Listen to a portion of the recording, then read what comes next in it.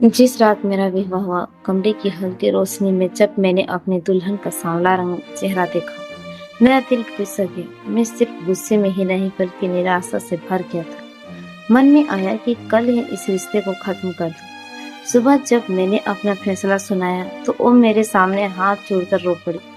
मुझे छोड़िए मत, आप दूसरी शादी कर लीजिए। मैं आपके घर के किसी कोने में रहकर सबकी सेवा करूंगी। मेरा दिल में दया नहीं था, बल्कि एक मौका दिखा। मैंने जल्दी ही एक गौरी चिट्ठी लड़की से शादी कर ली। मेरी पहली पत्नी सावित्री घर की नौकरानी बन गई। सभी रिश्तेदार खुश थे क्योंकि उन्हें एक मुफ्त की नौकरानी मिल गई थी। लेकिन आज शाम का धुंधलका बढ़ रहा था। मैं अपने ही घर के सामने खड़ा था, भीतर जाने से हिचक रहा था। पास के मंदिर से आरती की मधुर आवाज आ रही थी। ठंड के मौसम से भी मेरे माथे पर पसीना था। कितनी देर तक बाहर खड़ा रह पाऊंगा? आखिरकार मेरा घर ही तो है। गहरी सांस लेकर मैंने दरवाजा खोला। अंदर का फर्श चमक रहा था जैसे अभी अभी पोछा लगा हो। मेरे मैले जूते के निशान साफ फर्श पर उभरने लगे थे। डाइनिंग रूम में प्रवेश करते ही मेरी नजर मेरी दूसरी पत्नी चंदा पर पड़ी। लाल रंग की साड़ी में वह टीवी देख रही थी, हाथ में चाय का कप थामे हुए। और वह मेरी दूसरी पत्नी सावित्री को रसीम कहकर बुलाती थी। वह मुझे देखकर मुस्कुराई जैसे सब कुछ ठीक हो। अरे आ गए रसीम। रसीम जरा विशाल के लिए चाय भी ला दो, उसने रसोई की तरफ देखते हुए आवाज लगाई। मैं चुपचाप उसके पास बैठ गया। मेरा मन भारी था। कैसे बताऊं कि आज सुबह क्या देखा था? चंदा मुझे सामान्य देखने की कोशिश कर रही थी, लेकिन वह भी शायद मेरी परेशानी को भाप रही थी। कुछ पल में रसीम, जिसे पहले सावित्री के नाम से जानता था, चाय लेकर आई। उसे देखते ही मेरा दिल धड़क उठा। वह चुपचाप चाय रखकर जाने लगी। रास्ते में बच्चे के बिखरे खिलौने उठाकर अलमारी में रख दी। मेरी नजर उसका पीछा कर रही थी। रात का खाना बेहद स्वादिष्ट बनाई थी। रसीम के हाथों में जादू था। खाते समय मैं कुछ बोल भी नहीं पाया उसे। चंदा लगातार बताई जा रही थी हमसे, और मैं बस सिर हिलाई जा रहा था। सोने से पहले मैं बिस्तर पर लेटा, लेकिन नींद हमसे कोसों दूर थी। जब चंदा गहरी नींद में गई तो मैं धीरे से उठकर कमरे से बाहर निकल गया। बेचैनी से घर में इधर उधर घूमते हुए एक अजीब सी आवाज मेरे कानों में पड़ी। मैं उस आवाज की दिशा में आगे बढ़ता गया। एक कमरे का दरवाजा थोड़ा खुला था। मैंने धीरे से झांका और जो देखा उससे मेरी आंखें फटी की फटी रह गई। यही वह दृश्य था जिसने सुबह से मेरा पीछा नहीं छोड़ा था। मैं हड़बड़ाकर अपने कमरे में लौट आया। सांस फूली हुई, धड़कन धड़क रहा था। इस ठंड में भी मेरे शरीर से पसीना छूट रहा था। आंसू रोके नहीं रुक रहे थे। क्या 3 साल पहले मेरा निर्णय सही था? वह दिन जिसने मेरी जिंदगी पलट दी। दोस्तों, अमेरिका से पढ़कर जब मैं लौटा था, मेरे कदम हवा में नहीं थे। मेरे परिवार में कोई इतना पढ़ा लिखा नहीं था। हमारे समाज में लोग तो बच्चों को जल्दी काम पर लगा ही देते थे, पर मेरे माता पिता ने मेहनत करके मुझे अमेरिका भेजा। मैंने भी स्कॉलरशिप जीतकर उसका नाम रोशन किया, पर लौटने पर माँ ने बड़ी पार्टी का आयोजन किया था। सभी रिश्तेदार मुझे देखने आए थे। औरतें, बुआएं, सभी दुआएं दे रही थी। लड़कियां चोरी चोरी देख रही थी। हर परिवार चाहता था कि मैं उनका दामाद बनूं। नई नौकरी, विदेशी डिग्री, अच्छी कमाई, ये सब मुझे अकड़ का कारण बन गए थे। हर कोई मेरे आगे पीछे घूम रहा था, जबकि पहले कोई हमें पूछता भी नहीं था। पार्टी के बाद जब माँ बर्तन समेट रही थी, वह खुशी से फूले नहीं समा रही थी। देखा विशाल, आज हम सब कितने करीब हो गए हैं। तभी उन्होंने एक रिश्ते का जिक्र किया। मुझे गुस्सा आ गया। माँ, मेरी शादी में खुद तय करूंगा। माँ का चेहरा बदल गया। कभी नहीं, शादी से पहले परिवार, संस्कार सब देखना पड़ता है। फिक्र मत कर, मैं तेरे लिए हीरे जैसी बहू लाऊंगी। मैं कुछ कहने ही वाला था कि माँ की बात सुनकर मैंने हल्के से कंधे उचकाए। अंदर ही अंदर सोचा, चाहे माँ ढूंढे या फिर मैं, मुझे तो बस एक सुंदर सी जीवन साथी ही चाहिए थी। तभी मेरे फोन की घंटी बज उठी। मैं फोन लेकर आंगन में निकल गया, पर दिमाग अभी भी माँ की बातों में उलझा हुआ था। शादी के सपने तो हर नौजवान के मन में होते हैं। मेरे पास सब कुछ था, अच्छी नौकरी, अपना घर, विदेशी डिग्री। बस एक साथी की कमी थी जो मेरे कदमों के साथ चल सके, मेरी शान बढ़ा सके। कुछ दिनों बाद जब मैं दफ्तर से लौटा तो घर में एक अजीब सी हलचल थी। अपने कमरे में गया तो देखा एक औरत ने मुझे देखते ही उठकर मेरा माथा चूम लिया। मैंने ध्यान से देखा तो लगा कि उन्हें कहीं देखा है। माँ की ओर सवालिया नजर से देखा। माँ मुस्कुराई। अरे ये तुम्हारा मौसी है, पड़ोस के गांव से है, तुम्हारे अमेरिका से लौटने की खबर सुनकर मिलने आई है। मैंने समझते हुए सिर हिलाया। मौसी मुझसे बड़े प्यार से बात कर रही थी। उनके साथ उनके पति भी थे, सीधे साधे साफ सुथरे कपड़ों में, लेकिन शकल से भी पता चल रहा था कि हालात ज्यादा अच्छी नहीं है। पिताजी और माँ दोनों उनकी खूब सेवा में लगे थे, जो मुझे थोड़ा अटपटा सा लगा, क्योंकि माँ को कभी रिश्तेदारों की ऐसी परवाह करते हुए नहीं देखा था। मैं कंधे उचका कर अपने कमरे में चला गया। बाहर देर रात तक बातें होती रही, हंसी मजाक चलता रहा। अगली सुबह जब मैं काम से वापस आया तो माँ खुशी से फूले नहीं समा रही थी। उन्होंने बताया, पता है विशाल, मौसी लोग यहाँ क्यों आए थे? वे तुम्हारे लिए अपनी बेटी का रिश्ता लेकर आए हैं। मैं गर्व से मुस्कुरा दिया। अब तो लोग घर आकर रिश्ते का प्रस्ताव दे रहे थे। माँ को यह रिश्ता पसंद था, लेकिन मुझे हिचक हो रही थी। माँ, मैं लड़की को देखना चाहता हूँ, उसने मिलना चाहता हूँ, मैंने कहा। माँ हंस पड़ी। अरे फिक्र क्या है, मैंने देख लिया है, बहुत सुंदर है, तुम्हारी हर उम्मीद पूरी करेगी। वो लोग दूर रहते हैं, इसलिए अभी जाकर देखना मुमकिन नहीं है। मैं जल्द शादी कराना चाहती हूँ तुम्हारी। अब मेरी उम्र में तुम्हारे नखरे उठाने की ताकत नहीं है। तेरी बीवी आएगी तो वही तेरी ख्वाहिशें पूरी करेगी। माँ की बातें सुनकर मैं मना नहीं कर पाया। मुझे पता था कि माँ आसानी से किसी को पसंद नहीं करती। अगर उन्होंने तारीफ की है तो लड़की वाकई में अच्छी ही होगी। घर में शादी की तैयारियां शुरू हो गई। मैंने कई बार कोशिश की कि अपनी होने वाली पत्नी से बात कर सकूं, लेकिन पता चला कि उसके पास फोन ही नहीं है और वह किसी अजनबी से बात भी नहीं करती। मैंने खुद को दिलासा दिया, अब तो शादी में बस कुछ ही दिन बाकी है। ऑफिस से सभी दोस्तों को मेरे शादी की खबर लग गई थी। सभी बधाइयां दे रहे थे। मैंने शहर के सबसे बड़े हॉल में रिसेप्शन रखा था। मन में सोच ही रहा था कि जब मैं अपनी सुंदर बेबी के साथ स्टेज पर जाऊंगा तो सबकी नज़र हम पर टिकी होगी। शादी का दिन भी आ गया। मैंने खूब पैसा खर्च किया। बारात की हर चीज़ बढ़िया थी। हमें दूसरे गांव जाना था। यात्रा लंबी और थकाऊ भी थी, लेकिन मैं शादी की खुशी में सब कुछ भूला हुआ था। जब मैं दुल्हा बनकर एक छोटे से घर में बैठा तो मुझे घुटन महसूस हुई। ऐसा जगह बैठना अच्छा नहीं लग रहा था।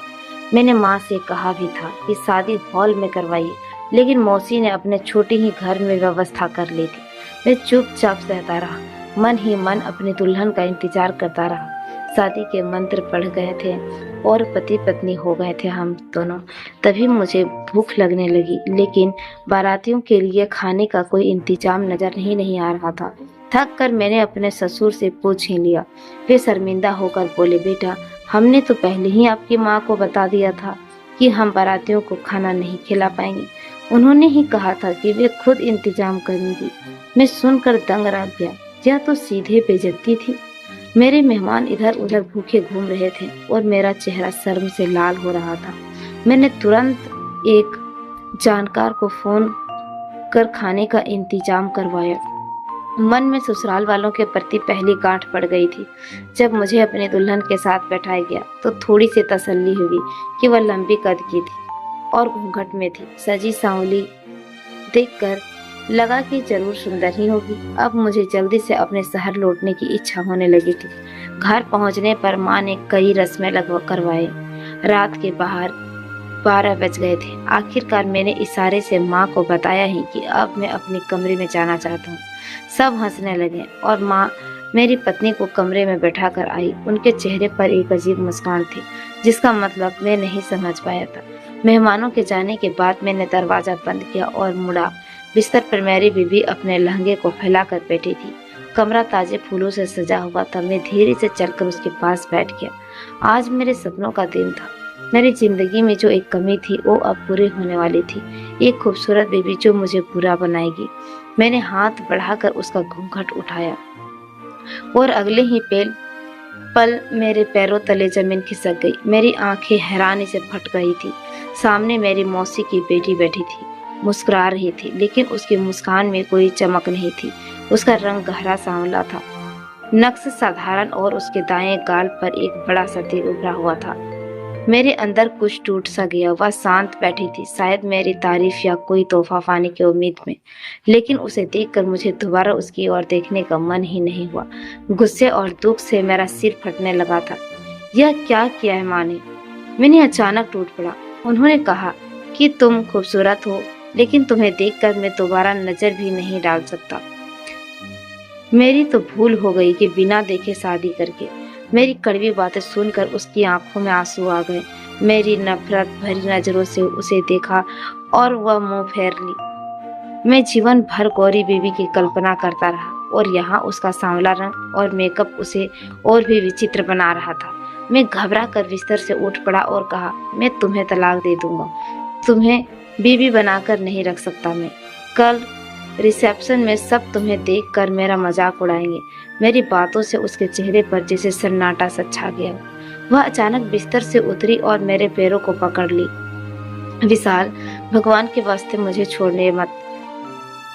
रश्मि ने मेरे पैरों को लपेट कर विनती की। मेरे माता पिता बहुत करीब हैं। यह दुख उन्हें तोड़ देगा। अगर मेरी सूरत आपको पसंद नहीं है तो इससे उनका क्या दोष है?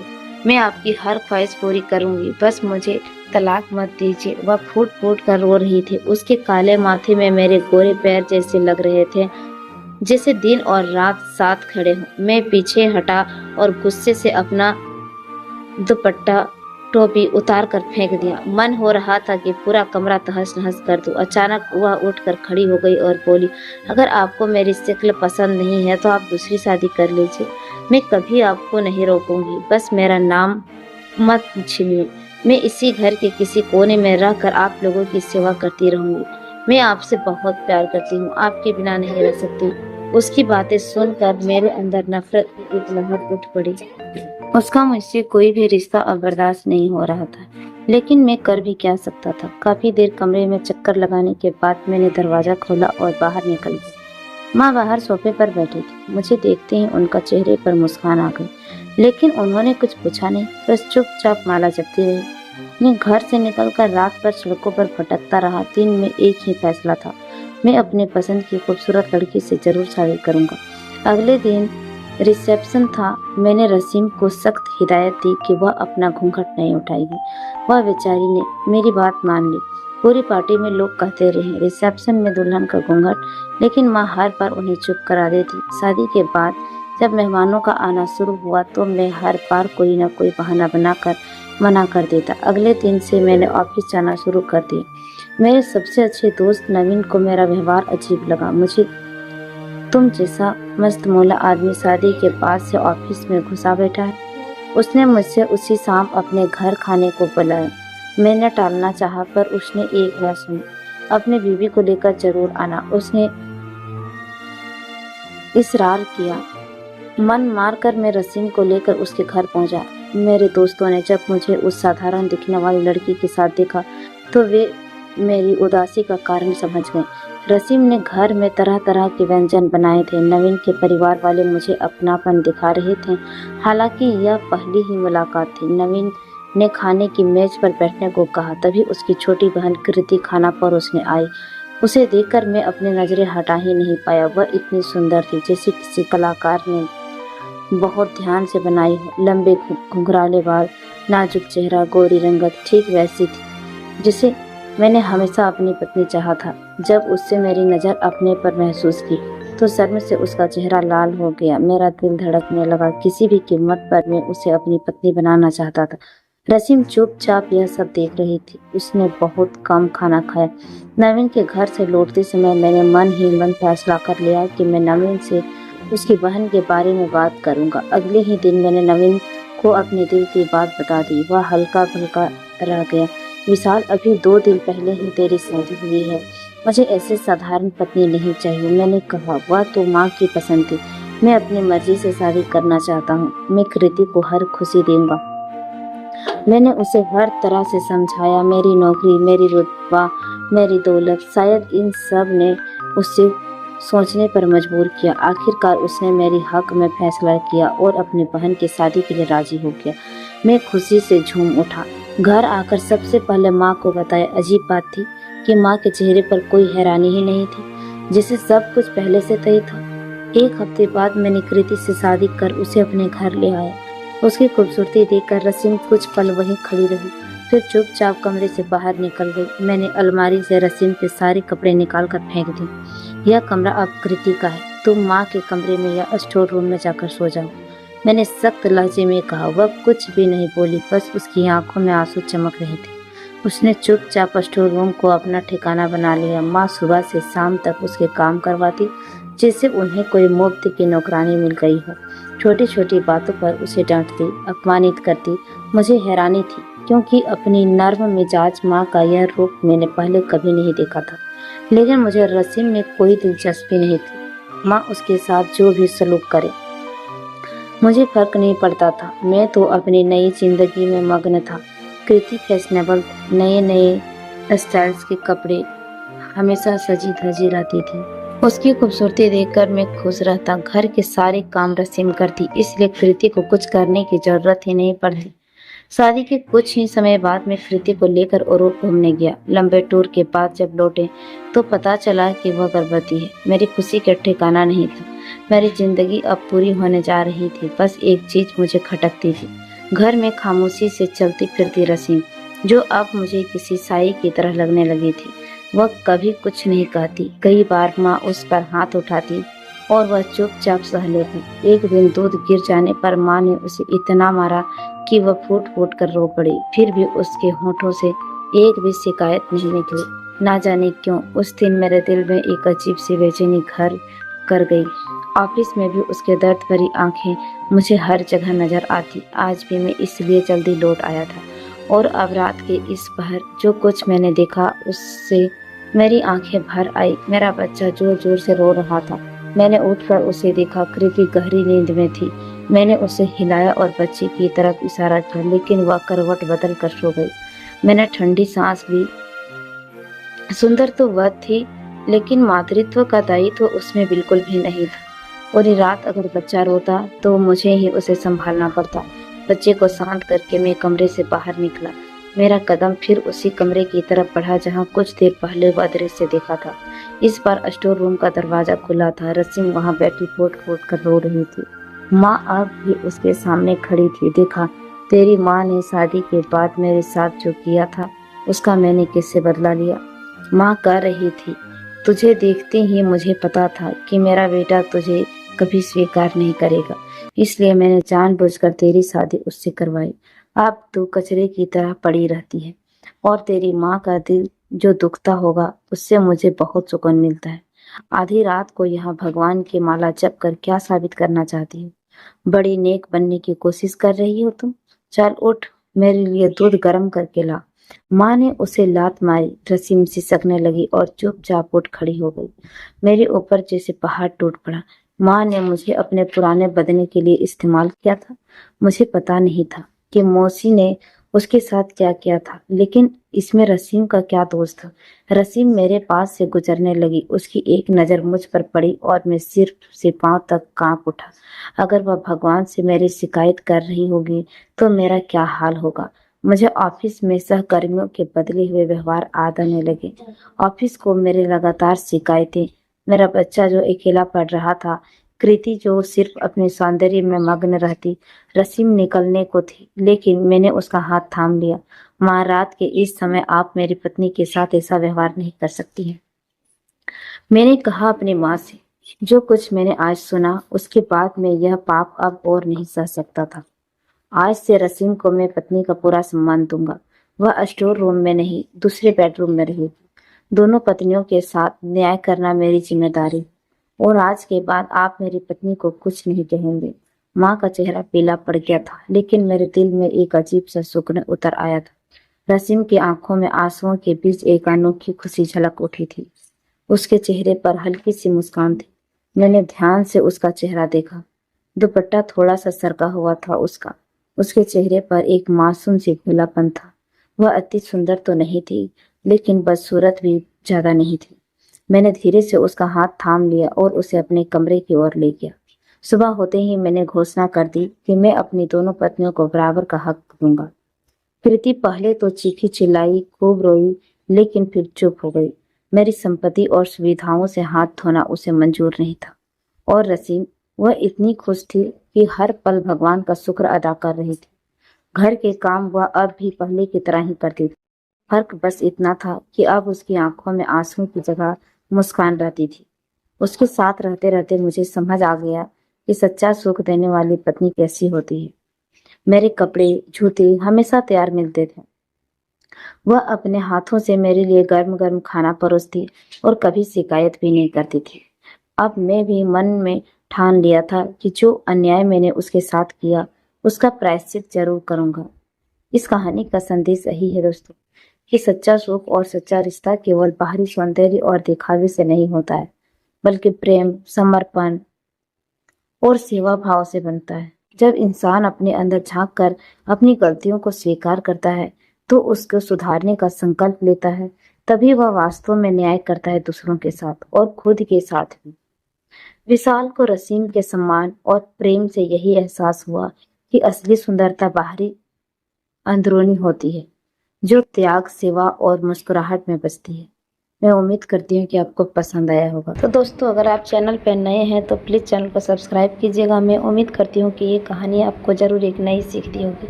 तो हम आपसे फिर मिलेंगे एक ऐसी ही दिलचस्प मोटिवेशनल स्टोरी के साथ।